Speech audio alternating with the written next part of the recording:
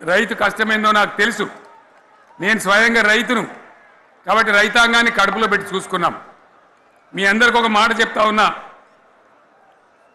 ఈ దేశంలో షేర్షా సూరి అని ఒక రాజు ఉండే. ఆయన కాలంలోనే రెవెన్యూ సంస్కరణలు తెచ్చినారు. నేను చెప్పే మాట మంచి వినాలి మీరు.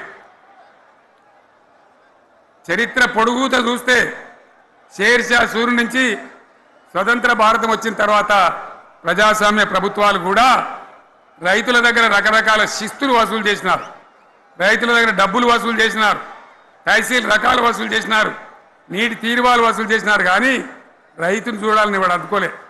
భారతదేశంలోనే ఎక్కడ కూడా లేని స్కీమ్. నన్ను వాళ్ళు అడగలే, ఎలక్షన్లలో చెప్పలే. నాకు నేనుగా ఆలోచించి, ప్రభుత్వమే ఆలోచించి రైతు బంధు పథకాన్ని తెచ్చినాం. చాలా బ్రహ్మాండంగా రైతు బంధు పథకాన్ని అమలు చేసినాం. రైతాంగానికి ఎటువంటి కరెంట్ ఇచ్చినాం, ఎంత అద్భుతమైన కరెంట్ ఇచ్చినాం. ఆంధ్ర వలసవాద ముఖ్యమంత్రులు ఏం మాటలు మాట్లాడినారు. తెలంగాణ వస్తే కారు చీకట్లు అవుతాయి, మీకు కరెంటే రాదు, మీకు పంటలు పండియే రాదని చెప్తే వాళ్ళ నోర్లు మూయించేలాగా ఉత్తమమైనటువంటి ట్రాన్స్ఫార్మర్ కావాలన్నటువంటి, మోటార్లు కావాలన్నటువంటి నాణ్యమైన కరెంటును 24 గంటలు సప్లై చేసినాం. రైతు ఇంట్లో కూర్చుంటే పొలాల కాడ బోర్లు దుంకినాయి. మీరందరూ కళ్ళాడ చూసినారు. నాకంటే ఆ విషయం మీకే ఎక్కువ తెలుసు. అదేవిధంగా రైతులు చనిపోతే 2 ఎకరాలు 3 ఎకరాలు ఉన్న రైతులు ఏముంటుంది, వాళ్ళకి ఆదాయం ఉండదు. వాళ్ళు చస్తే బీఆర్ఎస్ రాకముందు పట్టించుకున్న నాతులు లేడు. అదే బీఆర్ఎస్ వచ్చిన తర్వాత రైతు బీమా ఇచ్చి వాళ్ళు చనిపోయినాక 8 రోజుల్లోనే వాళ్ళకు రైతు బీమా అందే విధంగా ఆనాడు చర్యలు తీసుకున్నాం. పైసలు ఎంత మంచిగా వచ్చేది, రైతు బంధు డబ్బులు ఏ విధంగా వచ్చేది. శనుకులు పడుతుంటే చకా వచ్చి బ్యాంకులలో డబ్బులు పడి రైతుల సెల్ ఫోన్లు మోగుతుండే. ఆ విధంగా కడుపులో చల్లగదలకుండా రైతాంగానికి రైతు బంధు పథకాన్ని అమలు చేసుకున్నాం. రకరకాల వ్యక్తులు రకరకాల మాట్లాడినారు. జై కిసాన్ జై జవాన్ అన్నారు తప్ప వాళ్ళ సంక్షేమం ఏ ప్రభుత్వం కూడా చూడలేదు. అదేవిధంగా ధాన్యం రైతులు పండిస్తే కొన్ని 100 కోట్ల రూపాయలు ప్రభుత్వానికి నష్టం వచ్చినా ఏ విధంగా ధాన్యం కొన్నామో, ధాన్యం ఎంత బాగా కొన్నామో, వడ్లు కొంటే 3-4 రోజులనే డబ్బులు రైతుల ఖాతాలో ఎట్లా చేసినామో అవన్నీ కూడా యావత్ తెలంగాణ ప్రజలకు మీకు తెలుసు. అంతకుముందు మధ్య దళారుల పాలు ఎన్నో రకాల బాధలు, 7,500 కొనుగోలు కేంద్రాలు పెట్టి ధాన్యం ఎట్లా వేసినామో కూడా మీ అందరికీ బాగా తెలుసు. మరి ఇదంతా కూడా బ్రహ్మాండంగా జరిగింది. ఎన్నో పనులు, మిషన్ భగీరథ ఎన్నికల ప్రణాళికలు చెప్పలే, ఓట్ల ప్రచారం అప్పుడు చెప్పలే, గవర్నమెంటే చేసింది.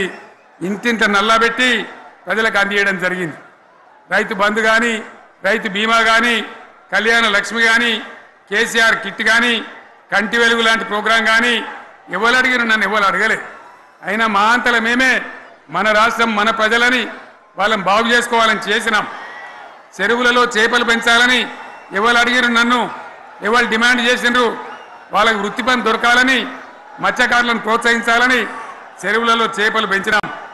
లక్షలాది గొర్రెలను పంపిణీ చేయమని ఎవరు ధర్నా చేయలే, ఎవరు అడగలే.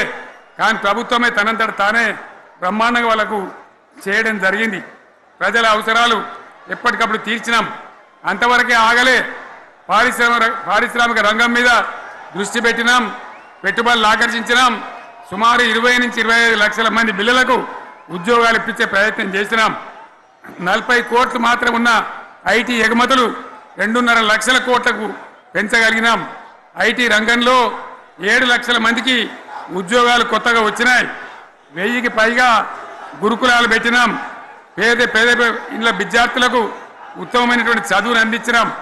తెలంగాణలో 3 మెడికల్ కాలేజీలు ఉంటే దాన్ని 33 మెడికల్ కాలేజీలు తీసుకొని పోయినాం. ఈ విధంగా అది ఒకటి మాత్రమే కాదు, బీఆర్ఎస్ టైంలో మత కల్లోలం లేదు, కర్ఫ్యూ లేదు, కల్లోలం లేదు, శాంతి భద్రతలన్నీ కూడా బ్రహ్మాండంగా కాపాడి ప్రతి ఒక్కరిని కూడా కాపాడే బాధ్యత తీసుకొని కడుపులో పెట్టుకొని చూసుకున్నాం. ఇవన్నీ కూడా నా డైలాగులు కాదు, నేను చెప్పే స్టోరీలు కాదు, ఇవన్నీ పార్లమెంట్ వేదికగా కేంద్ర ప్రభుత్వం అనేక సందర్భాల్లో వెల్లడించినటువంటి విషయాలు. Reserve bank of India, comptroller general of India వాళ్ళు వెల్లడించినటువంటి అధికారమైనటువంటి లెక్కలని చెప్పి కూడా నేను మీకు మనవి చేస్తా ఉన్నా. ఇవన్నీ జరిగినాయి. ఇప్పుడు నేను చెప్పిందంతా కూడా మీ కళ్ళ ముందరనే జరిగింది.